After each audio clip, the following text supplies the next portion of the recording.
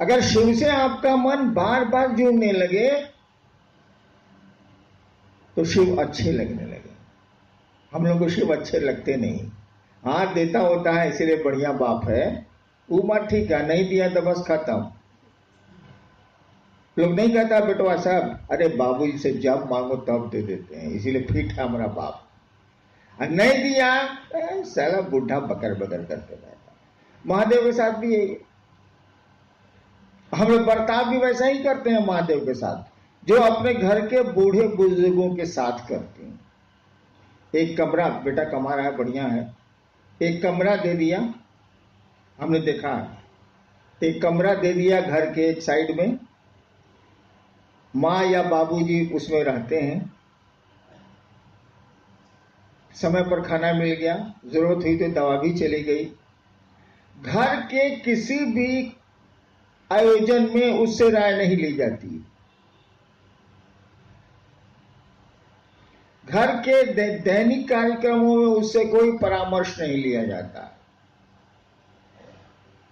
बाप आज खाएगा क्या, यह डिसीजन बहू लेती है या बेटी लेती है या बेटा लेता, उसे नहीं पूछा जाता। कहे कि अब तो 70 साल का हो गया, सब पूछ के कहा होगा जे दे दो साल खाएगा। क्या आप महादेव के साथ ऐसा नहीं करते हैं? घर में एक पूजा घर बना लिया, कोई है जो जल चढ़ा देता हूं या प्रणाम कर लेता हूं या अगरबत्ती जला देता हूं, आपको कोई मतलब नहीं है। जरूरत पड़ी, कोई कष्ट आया तो पहुंच गया पूजा घर में, कहा काम हो गया फिट है, काम नहीं हुआ अनफिट है। तो जो घर के बूढ़े बुजुर्गों की स्थिति है, महादेव भी तो बुजुर्ग है, उसकी भी यही स्थिति है। मैंने कहा कि उसको अपने घर में शामिल करो, अपने दैनिक रूटीन में शामिल करो शिव को। और इसीलिए मैंने कहा कि जो 108 बार आप बैठ के नमः शिवाय करते रहे कई हजार साल से, करिए, हम नहीं रोक रहे हैं आपको, लेकिन टुकड़े टुकड़े में नमः शिवाय करिए आप। इस पर सवाल भी हमसे लोगों ने किए कि 5000 साल, इतना हजार साल से 108 बार सभी मंत्रों का जप होता है, कि टुकड़े टुकड़े में आप काहे कर दिया? तब मैंने समझाया, कहीं कोई काम करिएगा तो ये सोचिएगा ना कि इसका परिणाम क्या आएगा। ठीक है, लोग कहते हैं कि इसको आसान किया गया। अगर कैंसर की दवा आसान कर दी गई है और कैंसर नहीं ठीक होता है तो आसान चिकित्सा बढ़िया कि भारी चिकित्सा बढ़िया? साला ठीक ही नहीं होता आसान से, तो हम क्या करें, भारी तो करना ही पड़ेगा। हमने कहा कि टुकड़े टुकड़े में आप नमः शिवाय करिए। अभी बैठे हैं, सांस पर नमः जाने दीजिए, शिवाय उतरने दीजिए, एक बार करिए, छोड़ दीजिए। फिर थोड़ी देर के बाद सांस पर याद आ जाए शिव, या माहौल मिल जाए वैसा, या कोई कारण हो, सांस पर एक बार नमः चढ़ाइए और शिवाय उतार दीजिए। जब भी सांस पर नमः शिवाय करेंगे आप, जिसको अजपा जब बोलते हैं, करेंगे आप, आपका मन शिव की ओर जाएगा ही जाएगा। माला पर करेंगे तो मन बकरी पर भी जा सकता है, अन्य कामों में भी जा सकता है। लेकिन ये लोग कहते हैं कि नमः शिवाय करते हैं, मन ही नहीं ठहरता। हमने कहा जरा एक बार नमः शिवाय करिए तो ठहरता है कि नहीं ठहरता है? ठहरेगा ही ठहरेगा। इस तरह से दिन भर में जो बार मन करे तब आप कीजिए, कंटिन्यूअस करिएगा तो गड़बड़ाएगा, लगातार करिएगा तो गड़बड़ाएगा। चलिए, विषय तो है कि जिज्ञासा और समाधान देखते हैं। जिज्ञासा क्या?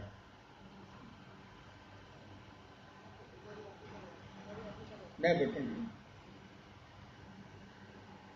क्या चाहिए? नवादा वारसलीगंज से हैं। शिव कार्य में हम कैसे आगे चल पाएंगे? परेशानी तो आती है, साहब दया कर दीजिए। आधा बोल गए, ये परेशानी आती है और परेशानी जाती भी है। इस जगत में कोई चीज ठहर नहीं सकती है। जगत शब्द का अर्थ ही होता है, जंगम धातु से बना है जो चलता है। जंगम का अर्थ ही होता है, जंगम का मानी होता है जानवर जो चलते हैं, स्थावर का मानी होता है पेड़ जो एक जगह खड़े रहते हैं। जगत उसी धातु से बना है, यानी यहाँ कुछ भी नहीं ठहरता, सब गुजर रहा है। World is a passing show, ये गुजरता हुआ तमाशा। हाँ, क्या शिव का परेशानी आती है, कैसे आगे बढ़ेंगे शिव कार्य में, हम कैसे आगे बढ़ेंगे? बता तो रहे हैं, आप करने को तैयार नहीं है। हमने कहा कि आप दूसरों को शिव शिष्य बनाने की कोशिश करिए। ये मंच वाली आदत छोड़िए, आपने पकड़ लिया। आपको शिव शिष्य बनना है, चरचरिया भजनिया कीर्तनिया नहीं बनना। आपने शिव को गुरु माना है और आपको शिष्य बनना है। महादेव ने कहा दूसरों को शिष्य बनाओ, तुम्हारा मन भी शिव का शिष्य बनेगा। इस काम को करिए। नमः शिवाय को टुकड़े टुकड़े में ले आइए। तीसरा सूत्र, अदया तो मांगिएगा ही मांगिएगा, उसके लिए कहने की कहां जरूरत, जो पहला सूत्र है। मैं अक्सर कहता हूं कि 4 दिन अगर आपको लेटरिन नहीं हो, दवा के बाद भी पेट खुलासा नहीं हो, और शिव के शिष्य हैं आपने, महादेव आपके आराध्य हैं या गुरु हैं, तो आप कहवे कीजिएगा महादेव को कि सरकार हमको लेटरिन हो जाता, बाप रे बाप बड़ी गंजन है। तो दया तो मांगिएगा ही मांगिएगा कि काहे की जिंदगी में खराब सड़कें मिलनी ही मिलनी है, उसके लिए क्या सिखाना। 2 चीज सीखने जैसी है, एक दूसरों को शिव से बनाने की मानसिकता, और दूसरा नमः शिवाय से अपने गुरु को प्रणाम। इसको करिए, तब भी नहीं होगा कर दिया जाएगा। आप पैदल नहीं चल सकते हैं तो गाड़ियां बनी हैं कि नहीं बनी, बसें बनी हैं कि नहीं बनी हैं। अध्यात्म में भी बसें हैं, गाड़ियां हैं, चलिए तो भाई साहब, चलने की मानसिकता में तो आइए भाई साहब। अब आपको अब धनबाद जाना ही नहीं है तो कोई बस लाए, ट्रेन लाए, जहाज लाए, क्या फर्क पड़ता है। लेकिन धनबाद जाना ही जाना है तो उपाय हो जाएंगे, उपाय हैं। नेक्स्ट जी, मान्य है कि गुरु भाव सत्ता है, उनका शिष्य होने के लिए शिष्य भाव देना होगा। क्या जगत गुरु की शिष्यता में भाव आवश्यक है?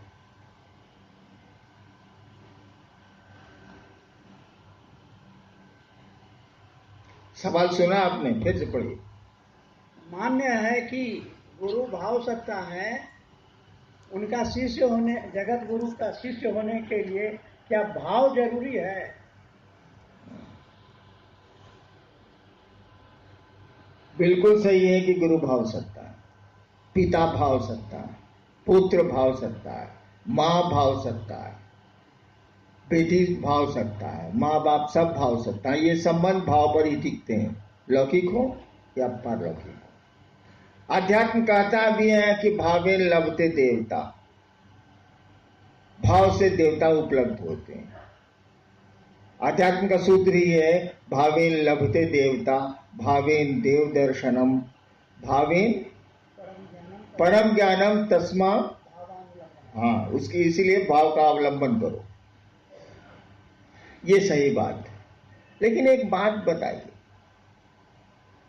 आप लोग कर रहे हैं फटाफट, पर जल्दी जल्दी स्वीकार, जिसको समझा रहे हैं उसके पास भाव है क्या? आपके पास हो सकते हैं, उसी के तहत आप घूम रहे हैं, लोगों को शिव से बना रहे हैं। जिसको बना रहे हैं उसके पास शिव के प्रति भाव है क्या? नहीं है। और उसका इंतजार भी आप नहीं करते कि भाव है कि नहीं है। आप केवल इतना ही देखते हैं कि वो स्वीकार कर लिया कि हम शिव को गुरु मानेंगे, और कह दिया कि हम 3 को काम करेंगे, आपका काम खत्म, आगे बढ़िए, यही ना है। उसके पास तो भाव नहीं है। और कहा गया गुरु भाव सत्ता है, तो आपकी मेहनत बेकार चली गई ना भाई साहब, कि नहीं चली गई? मेहनत बेकार नहीं गई। देवताओं से जुड़ने के लिए भाव की आवश्यकता है, बिल्कुल सही है। गुरु भी भाव सत्ता है, ये भी बिल्कुल सही है, लेकिन आपको निर्णय लेना होगा कि आपका गुरु है कौन, आपका मास्टर है कौन। आपका गुरु है शिव, जो गुरुओं का गुरु है, उससे बड़ा गुरु हो ही नहीं सकता है, वो ईश्वर गुरु है, ईश्वर है इसलिए गुरु है। और गुरु की एक खूबी क्या होती है, शिष्यानुभूति की जिन्होंने पढ़ी होगी उनको पंक्ति याद होगी, गुरु अपने शिष्य के मानसिक तल पर आकर उसे आध्यात्म की ऊंचाई में ले जाते हैं। बाकी जो भी हो, लेकिन इसका अर्थ उसका यही है, गुरु अपने शिष्य के मन के तल पर, ऐसे शब्द हैं, मन के तल पर उतर के ले जाना पड़ेगा। अब लड़का को बुझ रहा है तो उसको आप एबीसीडी कैसे समझाइए, कौन से शुरू कीजिए। तो गुरु का नियम है, शिक्षक का भी यही नियम है, वो विद्यार्थी के स्तर पर उतर के उसको टानता है। गुरु भी यही करते हैं। अब शिव को आपने गुरु माना है, वो ईश्वर गुरु है, सबसे बड़ा गुरु है वो, और वो आपके तल पर उतरेगा तभी ना ऊपर टानेगा, नहीं टानेगा कैसे?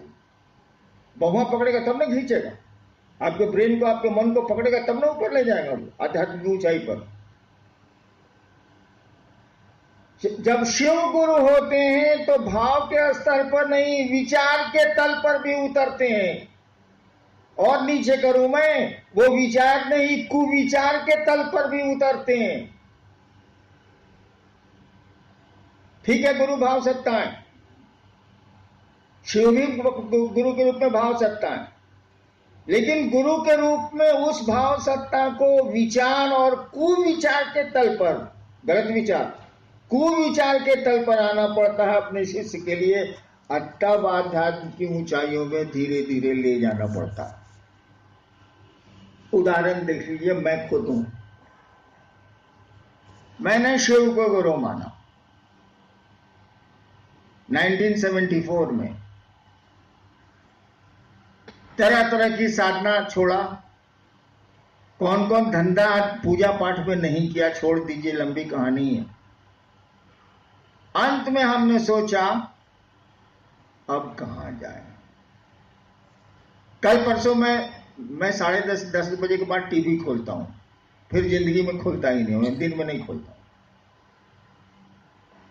तो मैं चैनल बदल बदल के फिल्म खोज रहा था, साला जो फिल्म हम लगावे चाटे साला, जो फिल्म लगावे चाटे साला, जो फिल्म लगावे चाटे साला, सब फिल्म लगा लिए, सब चाट गया। 2 मिनट देख के निहारिका बैठी हुई थी, हमने कहा निहारिका अब क्या करें, हम विवश हैं, अब तो शिव को गुरु मानना ही पड़ेगा, क्या करें साला, कोनो चैनल में बढ़िया फिल्म नहीं, सब छाट रहा। यानी वो घटना मैंने उसमें जोड़ी। तो मैंने शिव को गुरु माना था, किसी के कहने और पढ़ के नहीं, मैंने शिव को गुरु माना था। मेरे मन में एक ख्याल आया कि गुरु भगवान होते हैं तो भगवान गुरु का ही नहीं। रात के 2 बजे श्मशान में ये ख्याल आया था, मैं श्मशान में तो आदमी अकेले बैठता ही है, और मैंने सुना था कि शिव भगवान को कहते हैं, मैंने शिव को गुरु मान लिया। मानने को तो मान लिया भाई साहब, लेकिन मेरी मना स्थिति का आप अंदाज कर लीजिए। तो आपके पास, हमने कई बार कहा है कि आपके पास एक अंग्रेज, आपके दादाजी की एक मोटरसाइकिल है, BSA इंग्लैंड की थी, वो अब खराब है, उसके मिस्त्री भी नहीं मिलते हैं, सामान भी नहीं मिलता है। आप बड़ी चाहत रखे हुए हैं कि दादा की मोटरसाइकिल है, कम से कम दिखाने के लिए, चलने भर के लिए तो बन जाए। आप सब गैरेज में गए हैं, मोटरसाइकिल के गैरेज में, और सबने पैसे लिए हैं और किसी ने ठीक से नहीं बनाया। आपको मालूम होता है कि एक बूढ़ा मिस्त्री है जो अब मोटरसाइकिल नहीं बनाता है, लेकिन है वो बड़ा पुराना, महादेव है वो बड़ा पुराना। आपको अब शौक है मोटरसाइकिल बनाने का, तो क्या करिएगा, जाइएगा ही जाइए। वहां ले जाके मोटरसाइकिल आप लगाते हैं, पूछता है, क्या तुमको भरोसा है कि मैं मोटरसाइकिल बना दूंगा? अब बनवाने के लालच में भले कह दिए हो है, मनवा कहेगा ये पे चुटका बनाओ, सॉरी माफ करिएगा, ये साला क्या बनावेगा, सब पैसा लेके उल्लू बना दिया, ये बुढ़वा क्या बनावेगा साला, एको को मोटरसाइकिल इसके कारखाने में हिले नहीं है। लेकिन उसने कहा कि बहू आप 2 दिन के बाद आइए। आप गए, मोटरसाइकिल मारा, एक ही भन से स्टार्ट हो गई। कहा कि ले जाइए। आपने पूछा कितने पैसे हुए? उसने कहा कि मैं अब मोटरसाइकिल बनाता नहीं, मैं पैसे नहीं लूंगा, तुम जाओ। अब आप उस मोटरसाइकिल से चले कुछ दिन, मस्ती से शहर देखता रहा कि साला बाबा दादा आदम जमाने का मोटरसाइकिल चला रहा है, जे जो है से देखे साला उसको। हाँ, नई चीजें खूबसूरत होती हैं तो पुरानी चीजें भी खूबसूरत होती हैं।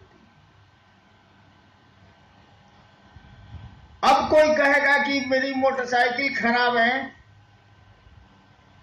उसको राय दीजिएगा उसी के पास जाओ, साला पैसों नहीं लेता है, कमाल का बनाता है।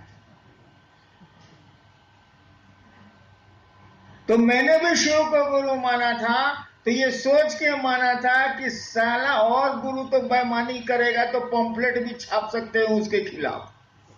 ये महादेव का बा करेगा, कुछ नहीं देगा तो साला उसके खिलाफ पंफलेट छापेंगे तो पब्लिक है मारेगा साला।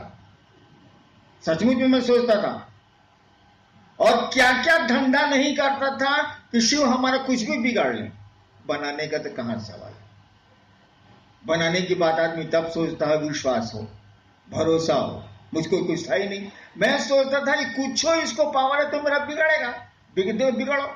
जितना उल्टा काम आप शिव पूजा में जो करते हैं, ठीक मैं उसको उल्टा कर रहा हूं, बिगड़। आइए अब उसी बात पर, विचार से शिव गुरु से जुड़ा जा सकता है। हमने कहा कुविचार से भी जुड़ा जा सकता है, उनके बारे में गंदे विचार हो तब भी जुड़ा जा सकता है।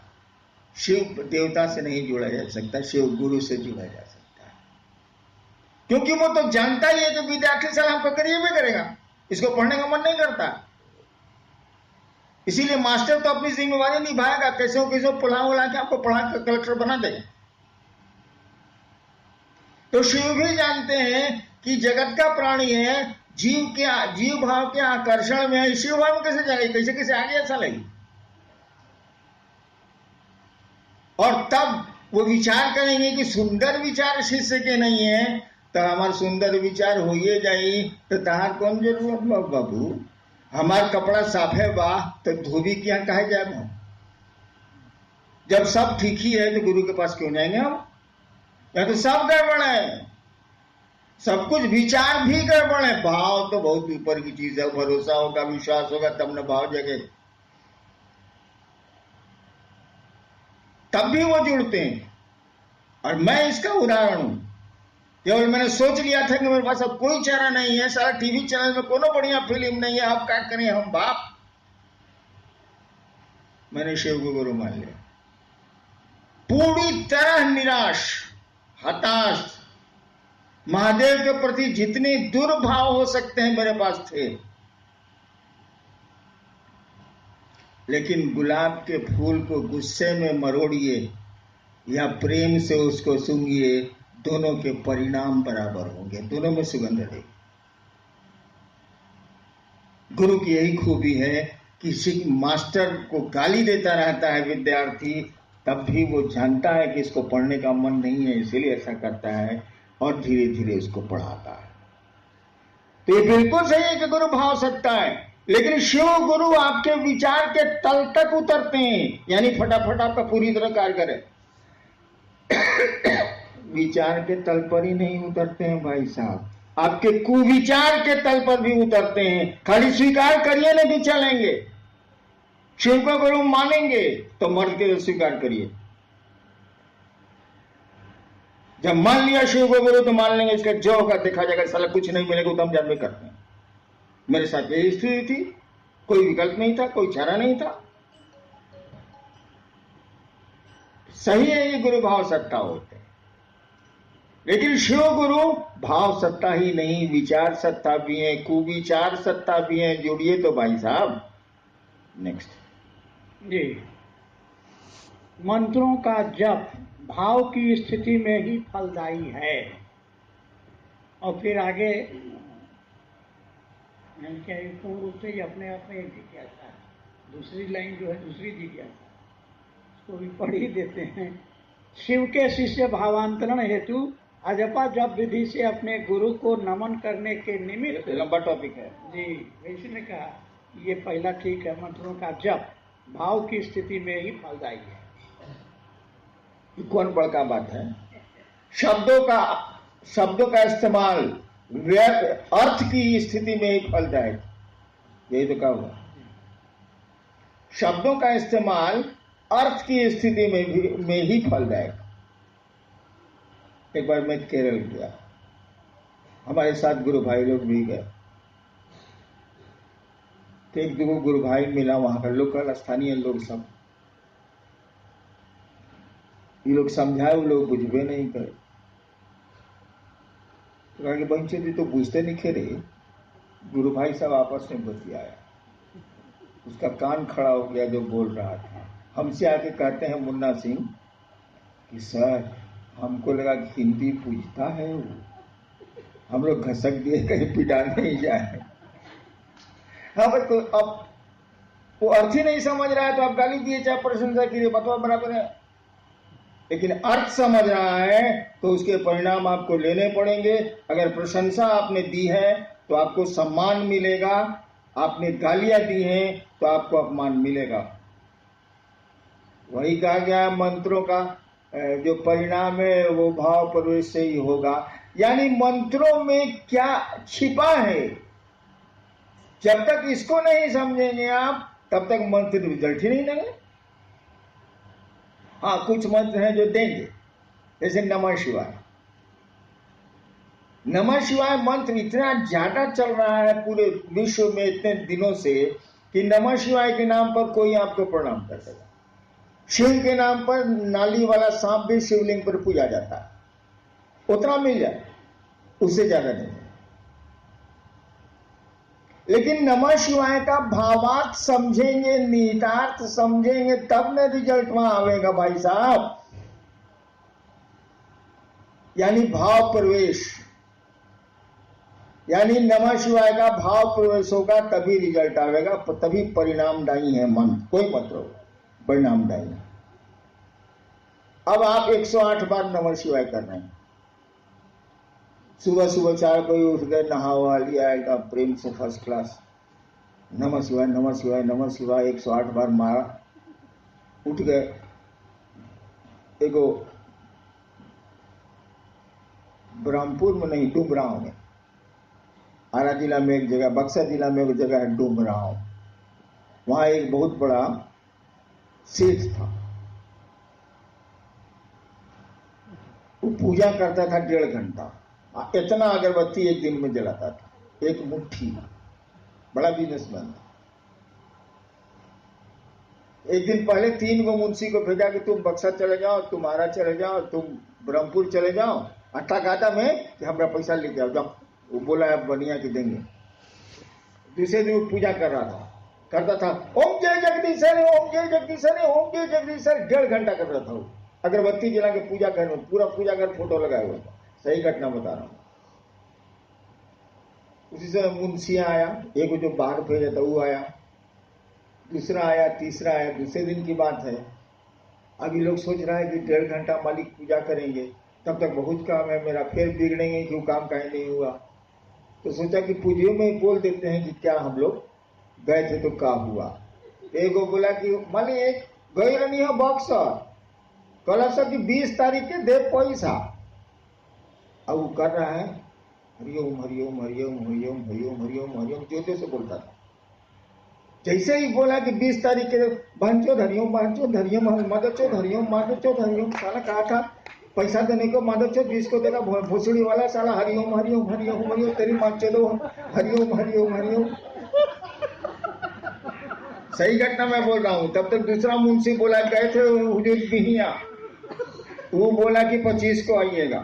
तेरी बहन के चोले सला हरिओम हरिओम हरिओम हरिओम हरिओम, तेरी बहन के चोले तेरी माँ के चोले सला हरिओम हरिओम, आगे बोला था पैसा देने के लिए सला। यही पूजा 1.5 घंटा करता था वो, इतना मुट्ठी अगरबत्ती जलाता था। वही सुबह सुबह आप नहा लिए, नमः शिवाय करने बैठे, सही मंत्र भी आपको मालूम है, सही आसन भी किसी ने आपको सिद्धासन सिखा दिए या पद्मासन कर रहे हैं आप। 108 बार में 100 बार नमः शिवाय होगा, 100 बार महादेव का ध्यान होगा, 100 बार धरती का ध्यान होगा। आइंस्टाइन का ब्रेन चेक किया गया, इतना बड़ा वैज्ञानिक था विश्व का। चेक करके मालूम हुआ कि वो कंसंट्रेट कर रहा था 9 सेकंड मैक्सिमम। 9 ही सेकंड वो एकाग्रचित हो ही पाता था, 9 सेकंड से ज्यादा नहीं हुआ हुआ आजकल। तो हम लोग तो आइंस्टाइन का ब्रेन रखे नहीं, तो 4 सेकंड 3 सेकंड तक कंसंट्रेशन होगा। और जब का विधान है कि जो मंत्र होगा उसके देवता का स्मरण भी होगा। जब विधि में समझा नहीं रहा, लेकिन जब का विधान है कि आप होंगे, मंत्र होगा और मंत्र का देवता होगा। मंत्र के यानी गुरु होंगे। तो आप जब कर रहे हैं नमः शिवाय नमः शिवाय नमः शिवाय, अभी बीच में मदद सलाम पहचाने दिया, नमः शिवाय नमः शिवाय नमः शिवाय नमः शिवाय नमः शिवाय। कितना देर नमः शिवाय हुआ भाई साहब? ये जब कितना देर हुआ? और आधा घंटा के बाद 20 मिनट के बाद आपकी पूजा समाप्त होने के बाद धरती में जो फंसे तो फिर सुबह भी पूजा याद आएगी। 24 घंटा में 20 मिनट तो नहीं लगा, 2 मिनट या 1 मिनट भी बहुत ज्यादा हुआ। आपने जप किया नमः शिवाय का 108 बार, तो पूरे नहीं करेगा, गिनती पूरेगी, जप नहीं पूरेगा। किया लौकिक जगत में मन बाकी 23 घंटा जोड़ लीजिए हिसाब रह गया, क्या आध्यात्मिक भाव आ गया? हमने कहा कि तुम टुकड़े टुकड़े में नमः शिवाय। जब भी सांस पर श्वास पर आप नमः शिवाय करेंगे, शिव जरूर याद आएंगे। वो मैकेनिकल हो ही नहीं सकता, मशीन की तरफ कर ही नहीं सकते हैं। सांस पर नमः चढ़ा और शिवाय उतना, शिव याद आएंगे। हम जानते हैं कि आप इसको देर तक नहीं कर सकते। 9 सेकंड तो आइंस्टीन ने था, तो हम लोग कहां है? 9 सेकंड। हमने कहा 1 बार करो, 2 बार करो, 3 बार करो। बहुत तुम कबीलाट हो, 11 बार करो। वैसा कबीलाट हम लोग क्या है नहीं, 1-2 को है, लेकिन यहां नहीं आया। लेकिन उससे भी नहीं होता, सब डपोर संख्या है, झूठ बोलता है।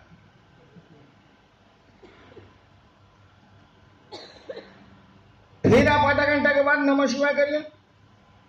इस नमः शिवाय का असर आधा घंटा तक रहेगा, महादेव फिर याद आएंगे। एक बार किया है आप, ताकि मैकेनिकल तो है नहीं। फिर सांस पर नमः जाने दीजिए, शिवाय उतरने दीजिए। इस तरह से 24 घंटे में कई बार आपको शिव याद आएंगे, और जैसे जैसे शिव याद आएंगे, शिव अच्छे लगने लगेंगे, अपना लगने लगेंगे, और नमः शिवाय का भाव प्रवेश होने लगेगा। तो 108 से जल्दी ना भाव प्रवेश हुआ, टुकड़े टुकड़े में रिजल्ट में जल्दी ना आया, उससे तो हो ही नहीं रहा। चलिए जी, शिव शिखर के शासन का विरोध करता है। हाँ भाई, हालांकि ये पंक्ति शास्त्र की नहीं है, ये सब मेरी है। मैं खुराफाती आदमी तो हूँ। जिज्ञासु चाह रहे हैं कि आप भी इस पर विस्तार से। मैं अक्सर कहता हूं कि शिव शिखर के शासन का विरोध करता है, यानी अगर बॉस बनिएगा तो उसको ये बात पसंद नहीं।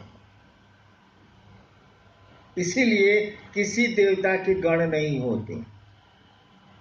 आपकी किताबें कहती हैं कि गण मात्र शिव के होते हैं। शिव के गण हैं, वो भी रद्दी सद्दी आदमी, भूत प्रेत पिशाच ये वो। और मैं कहता हूं कि शिव के गण आसमान में ही नहीं, धरती पर भी होते हैं भाई साहब। सही बोलता हूं मैं। किसी देवता के गण का नाम आपने नहीं सुना, होते ही नहीं। कहे कि वहां तो है कि तुम स्वामी हम दासा, प्रभु जी तुम चंदन हम पानी। वहां तो दास भाव है कि सरकार जे छिए इसे अपने ही छिए। शिव के साथ ऐसा नहीं है। शिव कहते हैं कि तुम मुझको देवता समझते हो, मैं तुमको मित्र समझता हूं। इसीलिए जो गण हैं वो शिव के लोग हैं।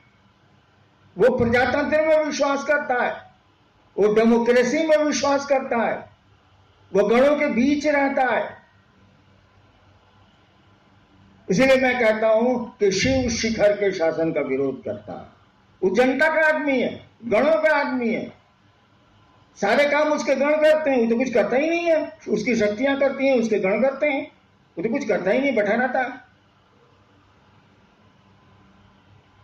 वो अपने लोगों पर भरोसा करता है, उसकी दुनिया उसके लोगों से चलती है। इसीलिए कहा गया शिव के गण होते हैं, और किसी देवता के बारे में कुछ कहा ही नहीं गया, गण होते ही नहीं, दास होते। शास्त्र भी बोलते हैं, शिव के बारे में बोलते हैं प्रभुम, आप प्रभु हैं, ईश्वर तो है। ईशम, ईश कहते हैं कंट्रोलर को, जो कंट्रोल करता है, इसी से बना ईश्वर। ईश का मानी जो कंट्रोल करता है। अब कंट्रोल किए हुए है, वायदा नहीं भागने देगा। प्रभुम ईशम गुणहीनम, गुण कहते हैं बंधन को। गुणहीनम मतलब बस कोई गुण नहीं है, कोई बंधन ही नहीं, सब बंधन मुक्त है। ईश्वर है ही तो बंधन मुक्त तो है ही। गुणहीनम उलट दिया, अशेष गुण, कोई गुण तुम में नहीं है। अब गुण गिनाएगा तो सारा खत्म नहीं होता। शिव का तो यही पैराडॉक्स है। कहा कि गुणहीनम, आपको कोई गुण नहीं है। हाँ भाई, ईश्वर है तो गुण कहां से आए। फिर कहता है कि अशेष गुणम, जितना गुण गिनाते हैं फिर पहुंच जाता है। अब क्या करें हम।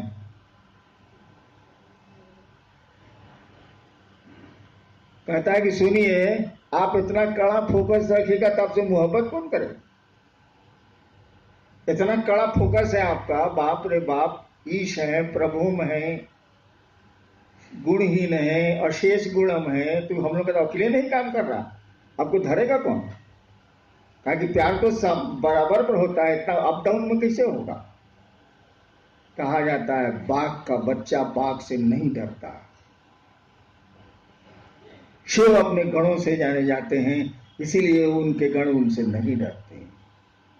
और शास्त्र कहते हैं लास्ट में, गणाभरणम, हे शिव आपके आभूषण ही है आपके गण, आपके लोग। आप उन्हीं आभूषणों से शोभा पाते हैं। आभूषण का नाम गणाभरणम, गण आपके आभूषण है, उसके बिना तो आप शोभा ही नहीं पाते। यानी शिव लोगों में जीता। शिव के नाम पर नाली का सांप भी पूजा जाता है शिव मंदिरों में। वो लोगों के बीच जीता है, गणों के बीच रहता है। गण माने आदमी, गणतंत्र से बना है, लोगों के बीच में रहता है। और तब मैंने कहा शिव शिखर के शासन का विरोध करता है।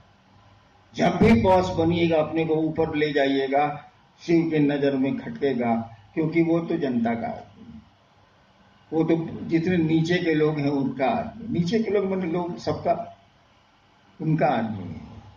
उसकी अलग कोई आइडेंटिटी नहीं है, अलग कोई अस्तित्व नहीं है। शिव अपने गणों के चलते जाने ही जाते हैं, शक्तियों के चलते जाने जाते हैं। कहा जाता है कि शक्तियां शिव का प्रकटीकरण है, शिव अपनी शक्तियों से जाने जाते हैं।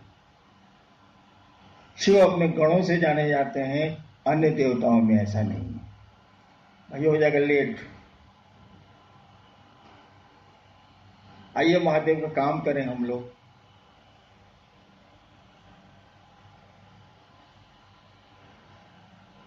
मरे चाहे जिए रहे अगली कतारों में। जीवन जय, नहीं तो मरण होगा। यात्रा नहीं, अब रण होगा। रश्मि रथी जीवन जय। या तो शिव को धरती पर गुरु के रूप में उतारेंगे, गुरु उतर जाएंगे, शिव उतर जाएंगे। शिव को धरती पर उतारेंगे या नहीं, जीवन जाए नहीं तो मरण हो। लेकिन इसके लिए भी लोग तैयार नहीं है। कल मंडल जी को कहा कि मंडल जी हम लोग बोझा बने हुए हैं धरती का। साला महादेव का भी नहीं हुआ। 40 साल से ईमानदारी से मैं खट रहा हूं। मैं अपनी बात जानता हूं, दूसरों की नहीं जानता। बिल्कुल अपनी समझ से ईमानदारी से खट रहा हूं। और साला कुफ्र है कि टूट ही नहीं रहा। ये महादेव का काम बढ़ ही नहीं रहा है। तब रह के क्या होगा? साला धरती के हम लोग बोझा हो गए हैं। चलिए हम लोग जल दरिया में डूब जाए। मंडल जी को कहा। मंडल जी के भाव से मुझको लगा कि नहीं सर, आपको डूबना है डूबिए, हमको रहने दीजिए। आप सबों को प्रणाम।